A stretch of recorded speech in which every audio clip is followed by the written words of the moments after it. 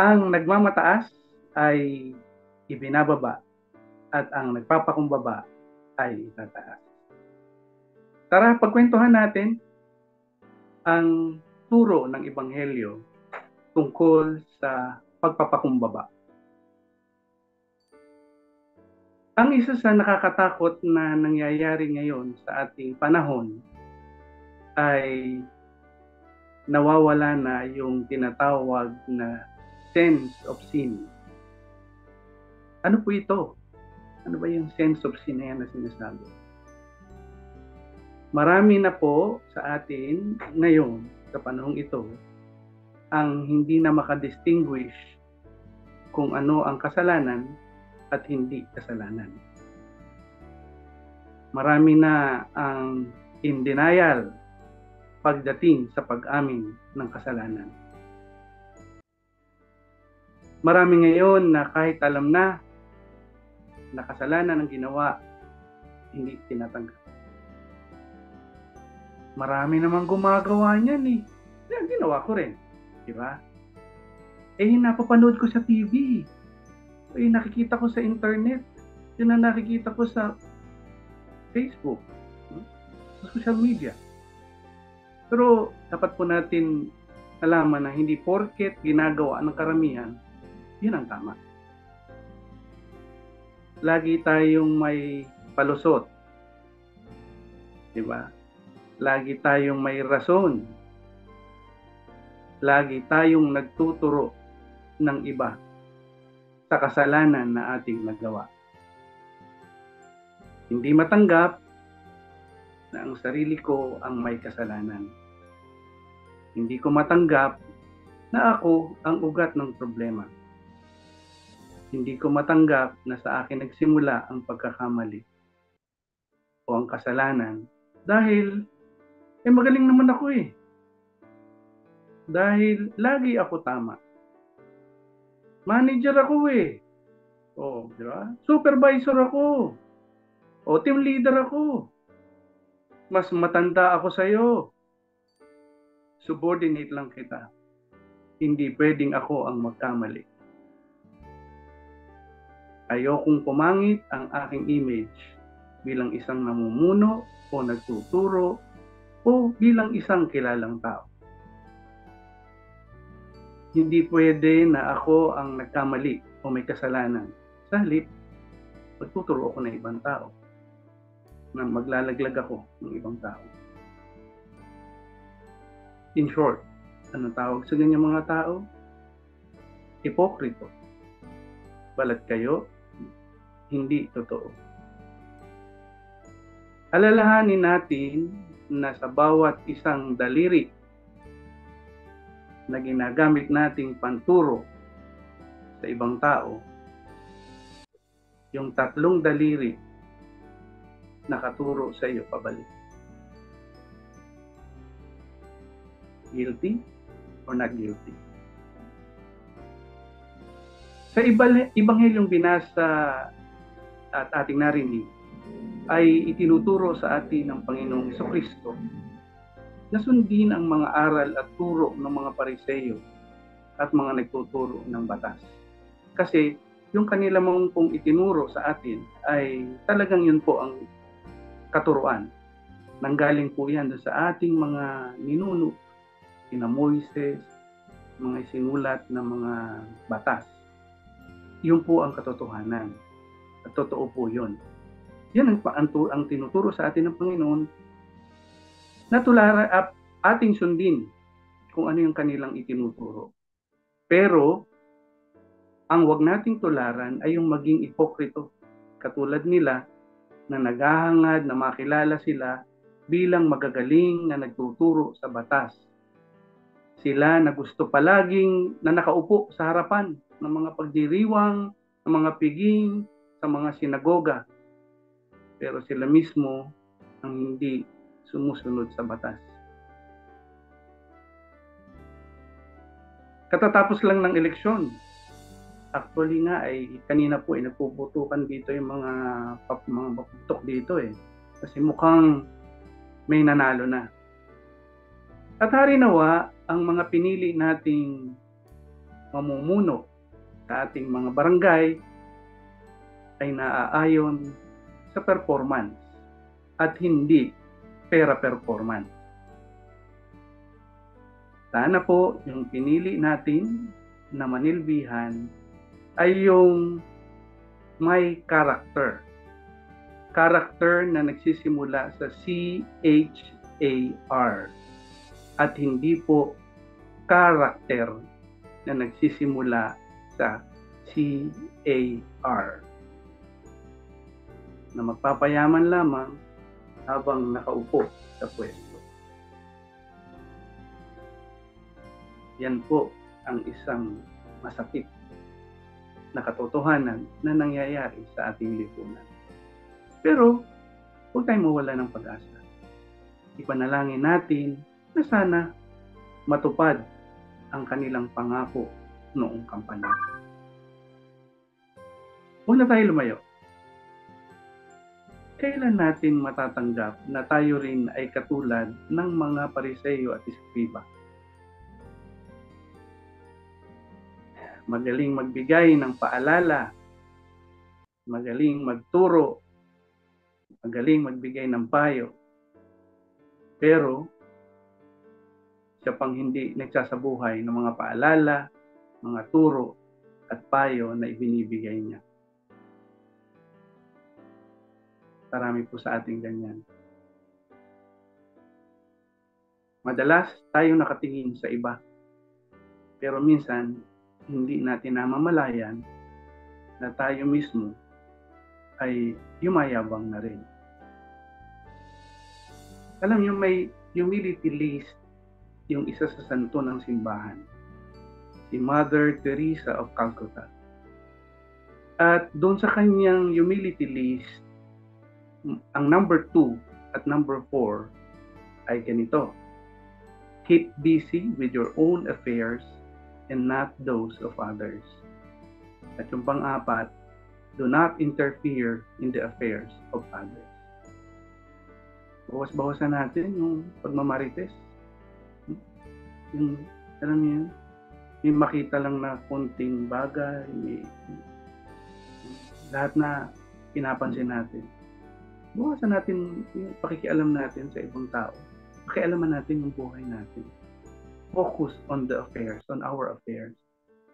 Baka mas kailangan natin na pagtuunan ng pansin ang ating mga pamilya. O katulad nga nung sharing kanina ni Ma'am Remya, di ba? Na nag-focus siya, no, doon sa kanyang mga anak.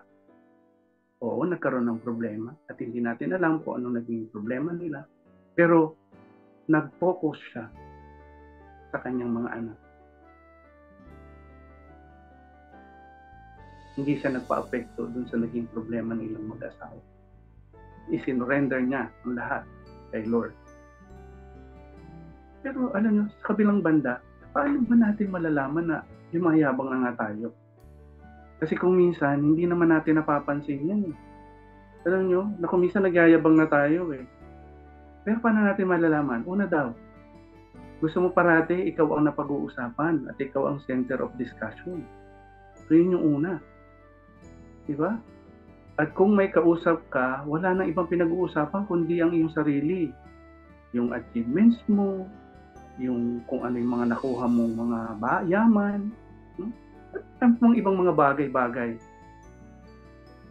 Tapos yung pangatlo, parati ka na lang may comment sa mga kwento ng mga iba. Ayaw mo ba ikaw nalalamangan. Halimbawa, meron ako nagkukwentuhan doon minsan si Inday at saka si Tinay. Ang sabi ni Inday, alam mo, mura ko lang nabili itong damit na to. 250 lang. Sabi naman ni Inday, may alam ako na parehas din ang quality niya, pero makukuha mo lang siya 150. Oh, di ba? Oo naman. Nagkukwento lang naman yung isa. Nagkukwento lang yung isa to share her excitement about her bargain. Kasi di ba ganun tayo minsan eh. Pag meron tayong nabili na mura na parang gusto natin ikwento. Huwag mo naman supalpalin by sharing something you know that is better. I-share mo lang kapag tinanong ka. Kung hindi, keep quiet ka na lang. Para walang, di ba? Para walang alitan, walang tampuhan. Ano pa? Kapag hindi ka nabibigyan ng tamang pansin, sumasama ang loob mo at sinasabi mo sa sarili mo, hindi ba nila ako kilala? Don't they know who I am? Wow, kailangan ba talaga makilala ka ng lahat ng tao, di ba? Yan, mga signs po yan na medyo nagyayabang tayo. Ang yabang daw po ay parang anay. Kinakain na ang buong bahay, pero hindi pa alam ng may-ari na kinakain na ng dahan-dahan ang kanilang bahay. Ganon din ang yabang.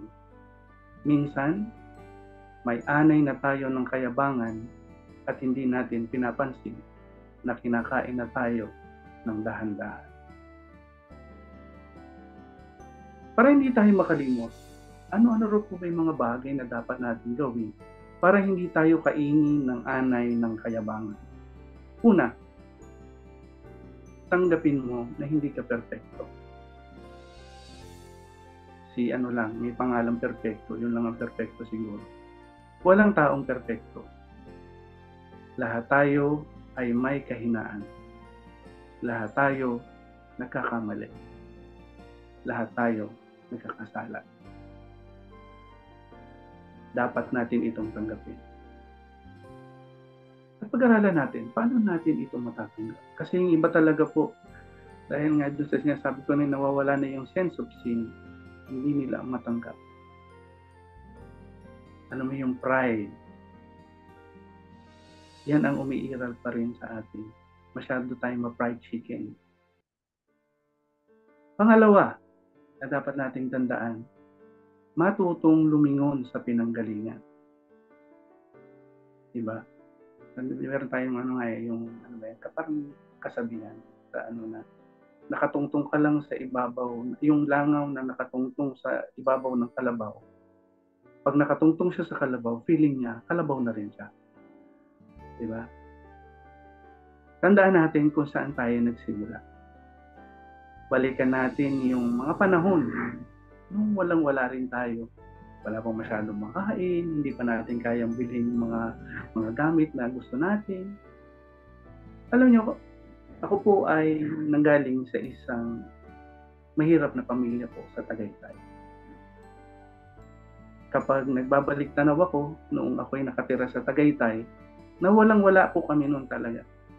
Ang nanay ko po ay nagbabay and sell ng gulay at mga prutas from Tagaytay, dinadala sa Balintawak sa Quezon City.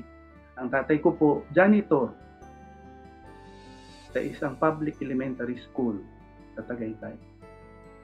Alam nyo nun, walang-wala po talaga kami. Wala kaming kuryente. Ang amin pong ilawan ay digaas. Yun po ang ginagamit ng sa gabi. Ewan ko, siguro marami nakaka-relate sa amin na kung minsan pagising nyo po sa umaga, lalo yung mga nasa probinsya, ang itim-itim dito dahil dun po sa dagaas ang ginagamit. Karaniwan po ang ulam namin, ginisang kamatis. At kilometro po ang aming nilalakad upang makaigib ng tubig. At kami rin po ay nagsimula sa pagtulog sa banig, sa sahig. Magkakatabi kaming magkakapatid. Alam niyo, kapag lagi kong binabalikan ito, isang nagiging magandang paalala sa akin kung paano ko dapat pahalagahan ang mga biyaya na aking natatanggap. Pangatlo, matuto po tayong magpakumbaba. Ang ganda ng sharing kanina ni Mang Renya, di ba? Na siya mismo nagpakumbaba. Tinatawad niya yung kanyang asawa. Pinasa Diyos niya ang lahat. Dapat ito yung ating, ating pag-iisip, ating dapat gawin sa buhay natin. Kapag lalong lumalaki, dapat lalong matutong magpakaliit. Lalo kang pinag-uusapan, dapat lalo kang matutong tumahimik. Lalo kang sumisikat, dapat lalo kang matutong magpakumbaba. lalong pinagpapala, dapat lalong matutong tumulong at maging pagpapala sa iba. At sumunod, matutong magpasalamat sa mga taong tumulong sa iyo. Huwag natin kalimutan, may mga pagkakataon sa buhay natin na talagang walang-wala tayo. At halos walang naniniwala sa kakayahan natin, sa ating ayaw tayong tulungan kung tayo ay nagsisimula pa lang. Lalo na yung mga panahon na hinahama ka pa. Pero may mga tao na naniwala at gumawa ng paraan para tayo ay suportahan at tulungan. Huwag mo natin silang kalimutan. Sana sa ating pag-angat, kasama rin natin silang mga tumulong sa atin na umangat din. At ang pinakahuli, ang pinaka-importante sa lahat na dapat nating tandaan ay huwag kalimutan ang Diyos na nagbigay sa atin ng kapangyarihan upang lumikha ng yaman. Ni isa sa atin ay hindi pwedeng magmalaki na ako ay nagtagumpay dahil sa aking sariling kayod at pagod. Maniwala ka at maniwala kayo kahit na napakagaling at napakatalino mo. Kapag hindi ito pinahintulutan ng Diyos, kapag hindi pinahintulutan ni Lord, walang mangyayari. Kaya napaka-importante na magbigay galang at ating alalahanin ang Diyos ang nagbigay sa atin ng buhay at siya ang nagbibigay ng mga biyaya sa araw-araw natin. Buhay. Di ba? Kapag ganito po ang ating pananaw at ito ang ating sununod sa ating buhay, mas effective itong gamitin. Mas kapanipaniwala sa ibang tao. Kahit na hindi tayo mag-preach o magturo, kapag ito ang nakikita na isinasa buhay natin, mas mainam po itong gamitin. Sabi nga ng iba, di ba? Action speaks louder than words. Huwag dato. Kung ano yung sinasabi mo, yun isa buhay mo. Huwag yung ikaw ay nagbibigay ng advice, di ba? Nagpapaalala, pero ikaw mismo hindi ka sumusunod. Hindi mo isinasabuhay yung iyong pagtuturo. So anuman ang aksyon na gawin natin ay validation ng natututunan at pagsasabuhay natin sa turo ni JC at sa kanyang banal na salita. Mga banal na salita. Think, reflect, at i-apply natin ito. Tanungin mo ang iyong sarili. Napapansin mo na ba na minsan ikaw ay yumayabang? Tanungin mo rin ang ibang tao kung malalapit sa iyo. May mga nakikita ang ibang tao na hindi natin nakikita. At maging open tayo sa sinasabi ng ibang tao. Minsan, pag anuhan natin din. Kasi kung minsan, di ba, pag may sinabing, lalo na yung mga pangit, alam mo yun, yung hindi natin matanggap na ganun tayo. Minsan dapat pakinggan natin ang sinasabi ng ibang tao. Kasi may mga bagay sa ating buhay na hindi natin nakikita, pero nakikita ng ibang tao. Tanungin natin sarili natin, ano ba ang aking motibo sa aking ginagawa? Ang aking layunin sa buhay? Personal gain or personal attention? O ang tumulong sa iba ng walang kapalit? Humility helps us to appreciate everything. The people who helped us, the family that surrounds us, the God who never left us. Ipinapaalala ng Panginoon sa Ebanghelyo kung ano at sino ang tunay na mapagkumbaba. Katulad ni Ma'am Remia kanina, inisip muna niya yung buhay ng kanyang mga anak. Yun yung isa sa ng ating pagkumbaba. Na iniisip unang iniisip ang iba. Kung tagapanguna tayo sa grupo o leader tayo ng grupo, magaan lang ang ipapasan sa nasasakupan. Di baling tayo ang nabibigatan. Pangalawa, ang pagsunod sa utos ng Diyos ay dahil nauunawaan natin ang nais ng Panginoon na tayo ay mapapabuti. Kaya natin sinusunod at ginagawa ang turo niya dahil una, tayo ang makikinabang. At pangalawa, ikinalulugod, ikinatutuwa ng Panginoon ang pagpapakumbaba.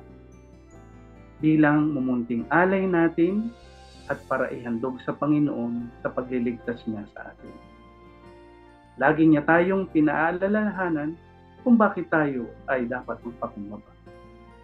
Iniiwas niya tayo na mawalan ng bisa yung ating mga nalalaman at natutunan sa kanyang mga tuntunin.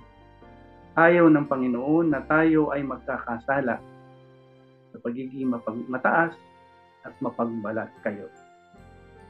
Kawangis niya tayo, kaya nais niya lagi na sa pamamagitan natin makikita siya sa ating mga itsura, sa ating salita, at sa ating pang-araw-araw na gawain. Tinuturuan tayo ng Ebanghelyo na maging mapagkumbaba at magkaroon ng malalim at matibay na pananampalataya. Sabi nga sa Ebanghelyo, huwag kayong patawag na guro sapagkat iisa ang inyong guro at kayong lahat ay magkakapatid. At huwag ninyong tawaging ama ang sinumang tao sa lupa sapagkat iisa ang inyong Ama, ang Amang nasa langit. Huwag kayong patawag na tagapagturo sapagkat iisa ang inyong tagapagturo, ang Mesiyas. Nasa Diyos ang awa, nasa tao ang pagpapakumbaba. Katulad ng ating awit kanina, sabihin natin, make me a servant, humble and meek. Make me a servant today. Ang nagmamataas ay ibinababa at ang papakumbaba ay itinataas. Amen. Maraming salamat po at magandang gabi po sa inyong lahat.